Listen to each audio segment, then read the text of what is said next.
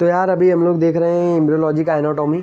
तो सबसे पहले हम लोग देखते हैं कि जैसे ये अपना अभी हम लोग ने क्या देखा था कि अभी हम लोग ने इसमें देखा था कि थोड़ा सा वीडियो लंबा होगा तो इसको मैं देखते रह रहा हूँ। तो क्या होगा ये यहाँ पे हम लोग ने बाई लेयर देखा था। तो बाई लेयर तक हम लोग ने देखा था कि ये अपनी क्या होती है, इनर सेल मास होती है। और यहाँ पे अपना क्या बनता है, यहाँ पे बनता है अपना आउटर सेल मास, जिसको हम लोग क्या बोलते हैं, ट्रोपोब्लास्ट। और ये इनर सेल मास होता है। और यहाँ पे अपनी क्या होती है, यहाँ पे अपना होता है जोना पेलुसिडा लेयर। अब इसमें क्या होता है, इसको हम लोग ने ब्लास्टोसिस्ट बोल दिया था। अब इसके बाद क्या होती है, इसकी हैचिंग होती है।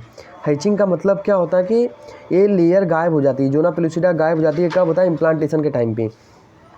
आप सपोज मैं एक टर्म इजी कंसेप्ट बताता हूँ, एक कंसेप्ट अगर बताता हूँ कि जैसे अपनी क्या हो जाती है, जैसे कि अगर हैचिंग अर्ली हो जाए तो क्या हो जाएगा। तो अगर हैचिंग अर्ली हो जाती है तो क्या होता है, ये सपोज ये अपना हैचिंग अर्ली हो गई तो सपोज यहाँ पे क्या हो जाता है, अपना ब्लास्टोसिस्ट है और ये जोना पेलुसिडा है।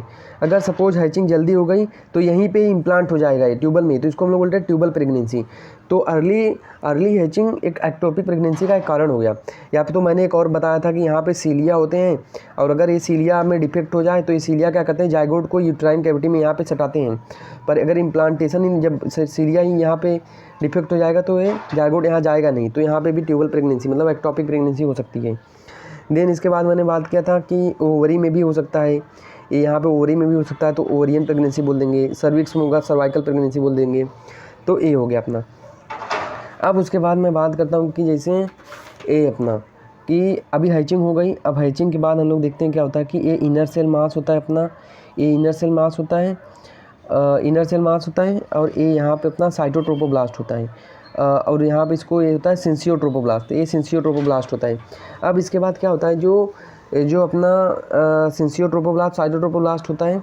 इसके बाद मैंने बताया था कि यहाँ पे लेयर फॉर्म होती है, बाई लमाइनल लेयर फॉर्म होती है। तो हम लोग बाई लमाइनल लेयर फॉर्म कर देते हैं, बाई लमाइनल लेयर। तो ये बाई लमाइनल लेयर कैसे फॉर्म होती है, तो ये साइटोट्रोपोब्लास्ट है। तो यार ये साइटोट्रोपोब्लास्ट है। तो ये अपनी हो गई, तो ये अपनी कौन सी होगी, ये हो गई एपिब्लास्ट, ये हाइपोब्लास्ट है। कहाँ से डिराइव होती है दोनों, ये दोनों डिराइव होती है कहाँ से, इनर सेल मास से। उसके बाद एक लेयर यहाँ पे साइटोट्रोपोब्लास्ट देता है और एक यहाँ पे देते हैं। तो यहाँ इसको हम लोग बोलते हैं एमनियोजेनिक लेयर, और एक कैविटी को एमनियोटिक कैविटी, यहाँ पे एमनियोटिक फ्लूइड होता है। और इसको हेफसीर मेम्ब्रेन बोलते हैं। हेफसीर मेम्ब्रेन यहाँ पे योग सहायक होता है, इसको योग कैविटी बोलते हैं, और यहाँ पे योग फ्लूइड होता है। अब इसके बाद एक बाहर, अब इसके बाद क्या होता है यहीं पे, अब इस साइटोट्रोपोब्लास्ट हो गया, यहीं पे एक और लेयर फॉर्म होती है जिसको हम लोग बोलते हैं extra embryonic layer, extra embryonic membrane बोलते हैं, जो कि पूरा फूल होती है, फील होती है जो पूरा एक्स्ट्रा एम्ब्रियोनिक मेम्ब्रेन। उसके बाद यहाँ पे साइटोट्रोपोब्लास्ट होती है और यहाँ पे सिंसियोट्रोपोब्लास्ट होती है। अब क्या होता है कि धीरे धीरे करके एक कैविटी फॉर्म होती है एक्स्ट्रा एम्ब्रियोनिक मेम्ब्रेन में। तो इसको हम लोग देखते हैं, ये एपीब्लास्ट है, हाइपोब्लास्ट, और यहाँ पे एमनियोजेनिक लेयर, और ये हेओसिन मेम्ब्रेन, और यहाँ पे डिफेक्ट फॉर्म होता है। अब यहाँ पे एक्स्ट्रा एम्ब्रियोनिक मेम्ब्रेन है तो उसमें क्या होता है, डिफेक्ट फॉर्म होता है। और यहाँ पे होता है कनेक्टिंग स्टार्ट होता है, जो कि अम्लीकट फॉर्म करता है। और ये दो कैविटी बन गई जिसको हम लोग क्या बोलेंगे, एक्स्ट्रा एम्ब्रियोनिक सिलोम। और यहाँ पे अब इसकी दो लेयर हो गई, तो इसको हम लोग बोलते हैं somatic extra embryonic somatopleuric extra embryonic membrane, और होता है splanchnopleuric extra embryonic membrane. उसके बाद यहाँ पे साइटोट्रोपोब्लास्ट फॉर्म होता है, साइटोट्रोपोब्लास्ट, और वहाँ पे सिंसियोट्रोपोब्लास्ट फॉर्म हो जाता है। अब जो होता है साइटोट्रोपोब्लास्ट सिंसियोट्रोपोब्लास्ट क्या बनाता है, प्लासेंटा बनाता है। और ये अपना एपीब्लास्ट हाइपोब्लास्ट ये क्या बनाता है, ये अपना क्या बनाएगा, ये अपना ट्राइजमाइनल लेयर बनाएगा, मतलब एक्टोडर्म एंडोडर्म मेसोडर्म बनाएगा, जो कि बाद में क्या बनाएगा, बेबी बनाता है। तो ये हो गया। अभी हम लोग देखते हैं जैसे ये क्या हो गया अपना एपीब्लास्ट, और ये क्या हो गया, ये अपना हो गया हाइपोब्लास्ट। तो यहाँ पे एक प्लेट फॉर्म हो जाता है जिसको हम लोग बोलते हैं प्रीकोडियल प्लेट। उसके बाद क्या होता है गैस्ट्रुलेशन में स्टेप। तो गैस्ट्रुलेशन का मतलब होता है, गैस्ट्रुलेशन का स्टेज बता रहा हूँ कि तीन जर्म लेयर फॉर्म होता है, एक्टोडर्म एंडोडर्म मेसोडर्म। जैसे एक्टोडर्म से क्या बनेगा अपना नर्वस सिस्टम, जैसे नर्वस सिस्टम में जैसे स्पाइनल कोर्ड, सेरिब्रम। उसके बाद मेसोडर्म से क्या बनेगा, स्केलेटन मसल, जैसे ब्राइबाइसेप ब्रैकियाई, और बोन में जैसे फीमर बोन। एंडोडर्म मतलब जैसे इसमें क्या फॉर्म करेगा, GIT जैसे स्टमक फॉर्म करेगा, तो ये बता रहा हूँ।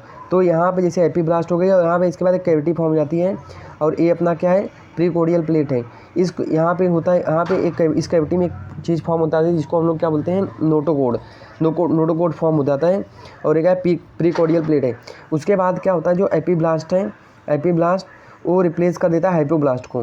तो एपीब्लास्ट हाइपोब्लास्ट जैसा दिखने लगता है, एपीब्लास्ट जैसा दिखने लगता है और यही एपीब्लास्ट यहाँ पे भी एक लेयर फॉर्म कर देता है। तो ये हो गया अपना मेसोडर्म हो जाता है और ये एंडोडर्म इसी को हम लोग बोल देते हैं और इसी को हम लोग बोल देते हैं एक्टोडर्म। ये बाहर वाले को एक्टोडर्म बोल देते हैं और यहाँ होता है अपना नोटोकोड। तो इससे इस तीनों जर्म लेयर कौन बना रहा है अल्टीमेटली, ये बना रहा है अपने एपीब्लास्ट।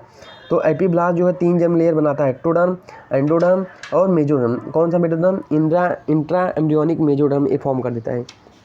ये हो गया। देन इसके बाद हम लोग देखते हैं अम्नियन क्या होता है।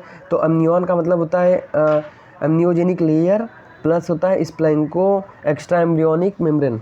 उसके बाद कोरियन का मतलब क्या होता है कि यहाँ पे ट्रोपोब्लास्ट प्लस यहाँ पे होता है सोमैटो ट्रोपोब्लास्टिक एक्स्ट्रा एम्ब्रियोनिक मेम्ब्रेन। उसके बाद एक होता है कोरियोनिक विलाई भी जाके आगे क्या काम करता है, प्लासेंटा फॉर्म करता है। तो बेसिकली जैसे मैं बता दूं कि यहाँ पे जो सिंसियोट्रोपोब्लास्ट होता है, यहाँ पे एक कैविटी बनती है, धीरे धीरे कैविटी बनती है जिसको हम लोग बोलते हैं ल्यूकेना। ये ल्यूकेना में मम्मी का ब्लड वेसल सप्लाई होता है और यहाँ पे साइटोट्रोपोब्लास्ट से बच्चे का ब्लड वेसल बनता है और यहाँ पे एक बैरियर लग जाता है जिसको हम लोग बोलते हैं प्लासेंटल बैरियर, जो कि क्या होता है कि क्रॉस नहीं होता है। यहाँ का ब्लड इंपॉर्टेंट चीज़ क्रॉस करती है और बैक्टीरिया वायरस ये सब यहाँ पे क्रॉस नहीं करते।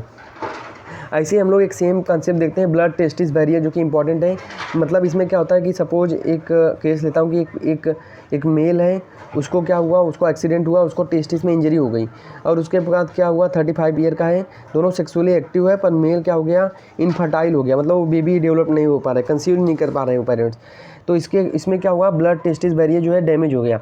तो ब्लड टेस्टिस बैरियर होता क्या हुआ, अपन देखते हैं कि जैसे ये अपना टेस्टिस होता है और यहाँ पे बाहर से क्या होगा, स्कॉटम होगा और यहाँ पे टेस्टिस के कंपार्टमेंट होते हैं। अब और ये अपने क्या है, रेटी टेस्टिस है और ये अपना एपिडिडाइमस है और ये अपना निकलेगा क्या, ये अपना निकलता है वास डिफरेंस। अब सपोज यहाँ पे क्या है, ये सपोज ब्लैडर है और यहाँ पे क्या है, प्रोस्टेट है और ये यूरेथ्रा है और ये पेनिस हो गया। तो this is penis, this is urethra, this is prostate gland और ये ब्लड ये जाके यहाँ अल्टीमेटली यहाँ पे वास डिफरेंस कैसे मिलेगा, प्रोस्टेट में। तो यहाँ पे यूरिन का सिक्रेशन, ये यूरेटर बना दिया और ये किडनी। तो यूरेटर से यहाँ का ब्लड वेसल आएगा, यूरेथ्रा में आएगा और से इस पर क्या बोलते हैं, स्पर्मेटोजोआ भी आएगा। तो ये कॉमन पाथवे स्पर्मेटोजोआ और ये यूरिन के लिए। उसके बाद क्या होता है कि यहाँ पे ब्लड वेसल होती है और यहाँ पे एक बैरियर होता है, ब्लड टेस्टिस बैरियर। ये क्या करता है ब्लड टेस्टिस बैरियर कि यहाँ के स्पर्मेटोजोआ को ब्लड वेसल में नहीं जाने देता, पर अगर ब्लड टेस्टिस बैरियर डैमेज हो गया तो पेशेंट क्या होगा, इनफर्टाइल हो जाएगा, तो उसको IVF वगैरह कराना पड़ेगा या फिर सरगोशी वगैरह में जाना पड़ेगा। तो ये ब्लड टेस्टिस बैरियर जो है डैमेज है। तो ब्लड टेस्टिस बैरियर का काम क्या होता है कि जो स्पर्मेटोजोआ बन रहा है उसको ब्लड वेसल में न जाने देना। तो सपोज होता कैसा, जैसे ब्लड वेसल है, इसमें RBC WBC ये सब रहते हैं। तो कोई भी फॉरेन बॉडी आए, जैसे वायरस हो गया, तो क्या होती है, फॉरेन बॉडी आई तो क्या होता है, एंटीबॉडी फॉर्म हो जाती है। तो सेम होता है, जैसे ब्लड वेसल है और यहाँ पे स्पर्मेटोजोआ आ गया, सपोज ये स्पर्मेटोजोआ आ गया, तो इसको बॉडी फॉरेन बॉडी समझ के क्या करती है, एंटीबॉडी फॉर्म कर लेती है। तो इसको हम लोग बोलते हैं ऑटो इम्यून रिएक्शन, मतलब खुद की ही सेल को मारना। तो ये होता है, तो इस केस में होता है। तो मतलब इसमें क्या होता है कि ब्लड टेस्टिस बैरियर क्या करता है, प्रिवेंट करता है कि स्पर्मेटोजोआ मूव ना करे किसमें, ब्लड वेसल में। तो ये पूरी क्लास हो गई एम्ब्रियो